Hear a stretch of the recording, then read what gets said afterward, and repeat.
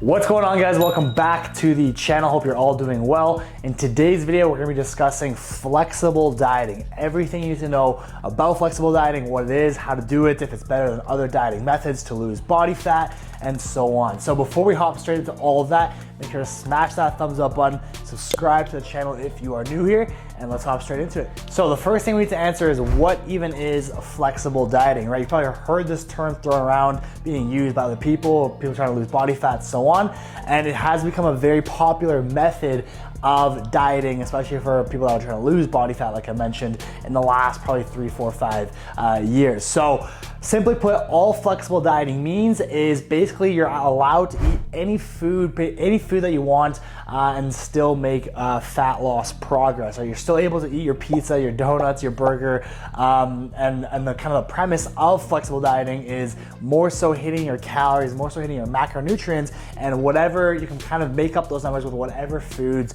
that you want, whether that be oatmeal or apples or sushi or burgers or pizza. Again, as long as you're hitting those calories, as long as you're hitting those macros, then ultimately you will make that progress. So we'll discuss that, exactly how that works in just a sec, but basically that is the premise of flexible dieting, being able to eat whatever foods you want and still make fat loss progress. Now, this all sounds pretty sweet, right? Being able to eat literally whatever foods you want and still lose body fat sounds pretty awesome, sweet gig, right? But the question is flexible dieting a superior method of dieting versus other diets out there, such as keto, vegetarian, vegan, Atkins, pescetarian? Is it ultimately better than all these other diets? And the question is no. I would say it's not. I would say it is equally as effective as these other diets can be at losing body fat. And the only reason these diets work is because they all lead to the end net same effect. There's nothing magical about the diet itself. There's nothing magical about being in a keto diet or vegetarian diet or Atkins diet that puts it superior to another diet. But again, they all lead to the net same effect, which is being in a calorie deficit. Calories is king, right? You will not lose body fat unless you are in a calorie deficit, period. Okay, that's just the law of thermodynamics. Calories are calories, that you have to be consuming less calories than you are expending. So again, I would say all of these diets can be equally as effective. There's no one diet that is superior than another.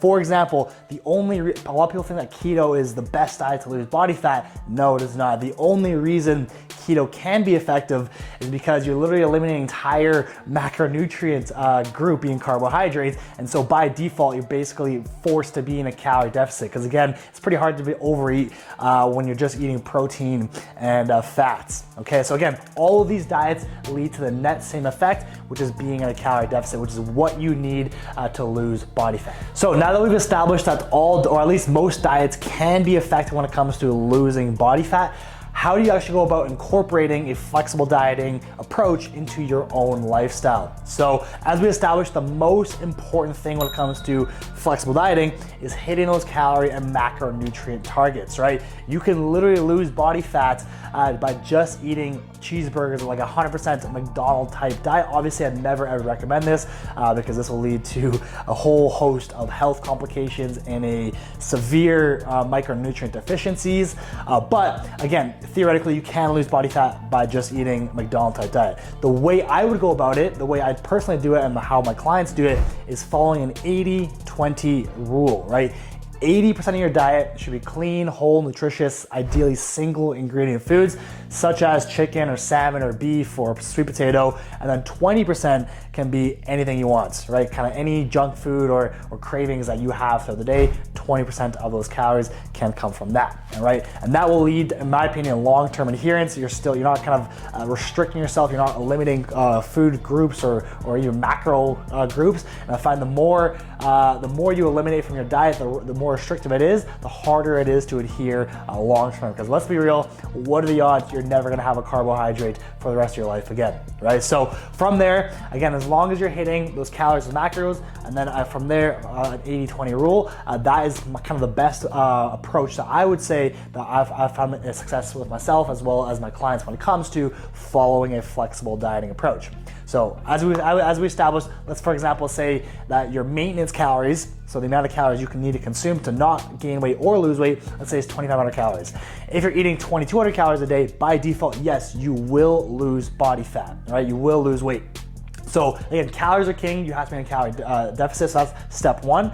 From there, obviously you want most of the weight to lose to be pure fat mass, and that's kind of where the the macronutrients come in. So calories is what will dictate whether you gain weight or lose weight. Macronutrients is what will dictate your body composition at that weight, right? Because obviously you can lose weight but still look like crap by, let's say, for example, eating McDonald's only diet. So that's where the macronutrients come into play, and that's where they're really important, because again, it helps you optimize that body composition. So once you have your calories sorted, then the next thing is macronutrients, and ideally, most importantly, out of those group of macronutrients is the protein.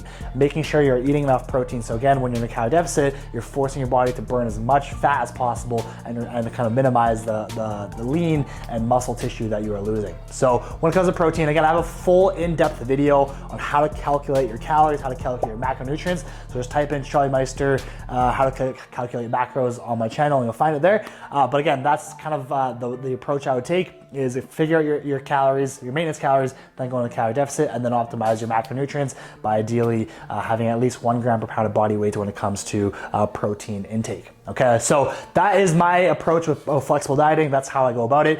If you need help, if you want everything done for you, I do offer custom training and nutrition programs. So either send me a DM on Instagram at Charlie Meister, or visit meisterbody.com. I do custom training and nutrition programs, like I mentioned. And so if you want everything done for you, you're too lazy to figure it out on your own, or you just want kind of everything kind of optimized for you, again, send me a message on Instagram or visit meisterbody.com, and I can get that done for you. So besides that, I'll round it off here. If you got something of value from this video, make sure to smash that thumbs up button and comment down below what is the most effective diet that you found in the past when you've gone on a fat loss journey. I'd love to hear back from you. Besides that, hope you enjoyed it, and I'll catch you guys here in the next one. Peace out.